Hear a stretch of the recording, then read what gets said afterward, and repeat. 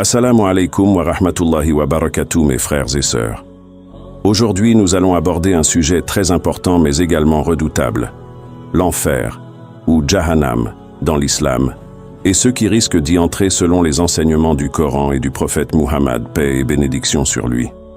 Comprendre cela est crucial pour savoir comment nous pouvons nous protéger de cet effroyable destin et rechercher la voie qui mène au paradis. Vers la fin de cette vidéo, je partagerai également des conseils pratiques pour vous rapprocher du paradis. Bismillah, commençons. Le Coran décrit l'enfer en termes frappants et terrifiants.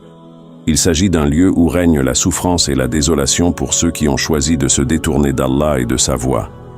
Nous devons comprendre ces descriptions non seulement comme des avertissements, mais aussi comme des réalités auxquelles nous devons prêter attention. Ceux qui ne croient pas à nos versets, nous les brûlerons bientôt dans le feu. Chaque fois que leur peau sera consumée, nous la remplacerons par une autre peau afin qu'ils goûtent au châtiment. Allah est certes puissant et sage. Sourate An-Nisa, verset 56. Ce verset montre la nature répétitive et éternelle du châtiment en enfer. Chaque fois que la douleur pourrait s'apaiser à cause de la destruction des corps, Allah en recréera de nouveau pour prolonger le supplice. C'est une souffrance sans fin pour ceux qui rejettent la vérité d'Allah. Et si vous ne le faites pas, et vous ne pourrez pas le faire, craignez alors le feu, dont le combustible sera les hommes et les pierres, préparés pour les mécréants. Sourate Al-Baqarah, verset 2. Ce verset indique clairement que les êtres humains eux-mêmes seront le combustible de l'enfer. L'image de pierre qui brûle éternellement sert à illustrer l'intensité de la chaleur du feu de Jahannam. Allah met ici en garde ceux qui renient sa guidance. Quand ils y seront jetés, ils entendront ces mugissements, tandis qu'ils bouillonnent. Il semblera prêt à éclater de rage. Sourate Al-Mulk, versets 7 à 8. Ce passage décrit l'enfer comme un lieu non seulement de châtiment physique, mais aussi d'une terreur psychologique. Contré et personnifié, il semble enragé et prêt à exploser à cause de la colère qu'il contient contre les pécheurs. Les mugissements représentent la puissance incontrôlable de cet endroit. Ces descriptions ne laissent aucune place à l'imagination. L'enfer est un lieu de tourment intense, tant physique que psychologique. Mais qui sont ceux qui risquent de se retrouver dans cet endroit si effroyable?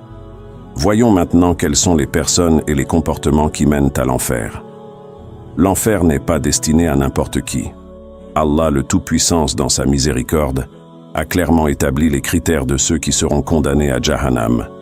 Selon le Coran et les hadiths du prophète paix et bénédiction sur lui, plusieurs catégories de personnes risquent ce sort terrible, et nous allons les détailler maintenant. 1. Les mécréants, kuffar, et les associateurs, mushrikoun. Les infidèles parmi les gens du livre ainsi que les associateurs iront au feu de l'enfer, pour y demeurer éternellement. De toute la création, ce sont eux les pires. Sourate Al-Bayyina, verset 6. Ici, Allah parle des infidèles, ceux qui rejettent les signes évidents d'Allah, ainsi que les associateurs, ceux qui attribuent à Allah des partenaires. L'association, ou shirk, est considéré comme le plus grand des péchés dans l'islam, car il contredit l'essence même du monothéisme. Celui qui meurt en associant à Allah quelque chose d'autre entrera en enfer. Sahih Muslim. Ce hadith est catégorique. Mourir en pratiquant l'association sans repentance mène directement à l'enfer. Le shirk est le seul péché qu'Allah a clairement dit qu'il ne pardonnerait pas, sauf si le repentir est fait avant la mort. 2. Les hypocrites, munafiqun. Les hypocrites seront certes au plus bas fond du feu, et tu ne leur trouveras jamais de secoureur. Sourate An-Nisa, verset 145. Les hypocrites sont ceux qui prétendent être croyants en apparence, mais cachent en réalité la mécréance dans leur cœur. Ils seront placés dans le plus bas degré de l'enfer, où le châtiment est encore plus intense. Le prophète paix et bénédiction sur lui a dit « Les signes de l'hypocrite sont 3. Lorsqu'il parle, il ment. Lorsqu'il fait une promesse, il la rompt. Et lorsqu'on lui fait confiance, il trahit. » Sahih Bukhari et Muslim. Les hypocrites, en particulier ceux qui jouent un rôle double dans la société islamique, sont grandement méprisés. Leur tromperie et leurs manœuvres contre la communauté les destinent au pire châtiment. 3. Les orgueilleux et les tyrans. Entrez par les portes de l'enfer, pour y demeurer éternellement. Quel mauvais séjour pour les orgueilleux. Sourate Ghafir, verset 76. L'orgueil et l'arrogance sont des traits que l'islam condamne fermement. Se montrer supérieur aux autres ou rejeter la vérité par fierté mène droit à la perdition. Le paradis est réservé à ceux qui sont humbles devant Allah et ses commandements. Le prophète, paix et bénédiction sur lui, a dit « Celui qui a dans son cœur un atome d'orgueil n'entrera pas au paradis. » Sahih Muslim. Cette déclaration du prophète montre que l'orgueil, même en très petite quantité, peut priver une personne du paradis. 4. Les personnes injustes et oppressives. Il n'y a de voie, de réprobation, que contre ceux qui font du tort aux gens et commettent des transgressions injustes sur terre. Sourate Ash-Shura, verset 42. L'injustice est un acte qui est sévèrement réprimandé par Allah. Ceux qui oppriment ou privent les autres de leurs droits, en particulier les plus vulnérables, subiront une punition divine. Le prophète, paix et bénédiction sur lui, a dit « Les oppresseurs seront dans les ténèbres au jour de la résurrection. » Sahih al-Bukhari. La métaphore des ténèbres symbolise à la fois l'ignorance, la peur et l'isolement. Les injustes seront seuls, privés de toute lumière ou guide, et condamnés aux pires souffrances. 5. Les débauchés et ceux qui commettent les péchés majeurs, kabaïr. Et ceux qui n'invoquent pas d'autre Dieu avec Allah et ne tuent pas la vie qu'Allah a rendue sacrée, sauf à bon droit, et ne commettent pas la fornication, car quiconque fait cela encourra une punition, et le châtiment lui sera doublé au jour de la résurrection. Sourate Al-Furqan, versets 68 à 69.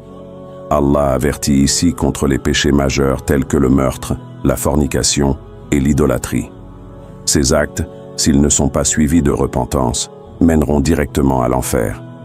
L'accent est mis sur le fait que ces personnes subiront un double châtiment.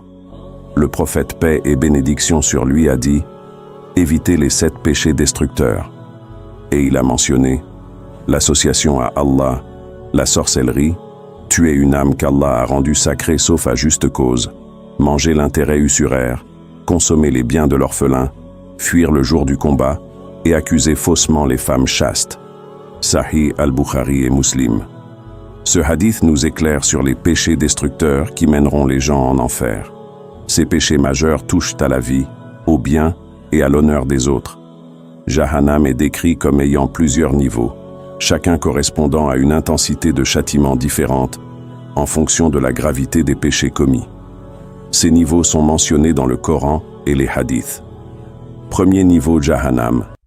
Ce premier niveau est destiné aux pécheurs parmi les musulmans, qui ont commis des péchés majeurs sans se repentir. Le châtiment ici est sévère, mais il est possible que certains puissent en sortir après avoir purgé leur peine.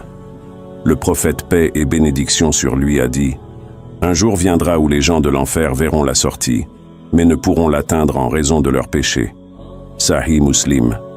Deuxième niveau, l'Ada. Ce niveau est réservé à ceux qui rejettent la foi en Allah. Ceux qui se moquent des croyances religieuses et propagent la mécréance y trouveront leur châtiment. Non, ce sera un brasier ardent qui arrachera la peau du crâne. Sourate Al-Ma'arij, versets 15 à 16. Troisième niveau est l'Al-Hutama. Pour ceux qui accumulent des richesses mais négligeant la charité et l'aide aux pauvres. Ceux qui consomment les biens des autres injustement y seront punis. Il sera certes jeté dans l'Hutama. Et qui te dira ce qu'est l'Hutama? C'est le feu attisé d'Allah. Sourate Al-Humaza, versets 4 à 6. Quatrième niveau est le Sa'ir. Pour les fauteurs de troubles et les corrupteurs, ceux qui sèment la discorde et la violence dans la société. C'est un chemin prescrit pour ceux qui suivent Satan. Ils seront jetés dans la flamme ardente de Sa'ir. Sourate Al-Hajj, verset 4. Cinquième niveau est le sacre. Ce niveau est réservé à ceux qui ont négligé les actes de dévotion les plus essentiels, comme la prière. Qu'est-ce qui vous a conduit en Sakar? Ils diront, nous ne faisions pas partie de ceux qui prient. Sourate Al-Muddathir, versets 42 à 43. Sixième niveau est Al-Jahim. Ce niveau est réservé aux idolâtres et à ceux qui adorent autre qu'Allah. Préviens-les du jour de la résurrection où il n'y aura aucun refuge contre Jahim. Sourate Ash-Shura, verset 7. Septième niveau est l'Al-Hawiya, le pire et le plus bas niveau de l'enfer, destiné aux hypocrites qui ont trompé les croyants tout en cachant leur mécréance. Et celui dont les œuvres sont légères, sa demeure sera un abîme profond, Hawiya. Et qui te dira ce qu'est cet abîme profond? C'est un feu ardent. Sourate Al-Qari'a, versets 8 à 11. Allah, dans sa miséricorde infinie, nous a offert de nombreuses opportunités pour éviter l'enfer et entrer dans le paradis. Voici quelques conseils basés sur les enseignements de l'islam qui nous montrent comment suivre le droit chemin. Première chose qu'on doit faire est de se repentir sincèrement. Tauba. Dis, ô mes serviteurs qui avez commis des excès à votre propre détriment, ne désespérez pas de la miséricorde d'Allah, car Allah pardonne tous les péchés. Oui, c'est lui le pardonneur, le très miséricordieux. Sourate Az-Zumar, verset 53. Allah nous encourage constamment à revenir à lui, peu importe l'ampleur de nos péchés. Le repentir sincère, avec la ferme intention de ne plus recommencer, est l'une des clés les plus puissantes pour éviter l'enfer. Deuxième, accomplir les 5 piliers de l'islam. Le prophète paix et bénédiction sur lui a dit « L'islam est basé sur 5 piliers, la déclaration de foi, la prière, l'aumône, le jeûne et le pèlerinage. » Sahih Bukhari. Les 5 piliers de l'islam sont les fondations de notre foi. Les négliger nous éloigne de la protection divine, tandis que les accomplir nous garantit d'être sur le droit chemin. Troisième, multiplier les bonnes actions, Amal Salih. Certes, ceux qui croient, accomplissent les bonnes œuvres, s'acquittent de la prière et paient la zakat, auront leur récompense auprès de leur Seigneur. Pour eux, aucune crainte et ils ne seront point attristés. Sourate Al-Baqarah, verset 277. Les bonnes actions sont un moyen efficace pour expier nos péchés et gagner l'agrément d'Allah. Cela inclut les actes de charité, l'aide aux autres, le jeûne supplémentaire et bien plus encore. Quatrième, la prière et la lecture du Coran. Le prophète paix et bénédiction sur lui a dit « La prière est la clé du paradis ». Tirmidhi. La prière, salat, est l'acte le plus important après la foi, iman. Celui qui prie régulièrement et correctement aura une relation solide avec Allah, ce qui le protégera de l'égarement et de l'enfer. Chers frères et sœurs, l'enfer est une réalité redoutable, mais la miséricorde d'Allah le Tout-Puissant est infinie. Faisons tout ce qui est en notre pouvoir pour nous rapprocher de lui, en accomplissant nos devoirs religieux et en évitant les péchés majeurs. Ne désespérons jamais de sa miséricorde, et n'oublions pas que l'objectif ultime de cette vie est de gagner le paradis, un lieu de paix éternelle. Barakallahu fikoum d'avoir suivi cette vidéo. Si vous avez appris quelque chose de bénéfique, n'oubliez pas de liker, partager et vous abonner pour ne pas manquer les prochaines vidéos. Qu'Allah nous guide tous sur le droit chemin. Assalamu alaikum wa rahmatullahi wa barakatuh.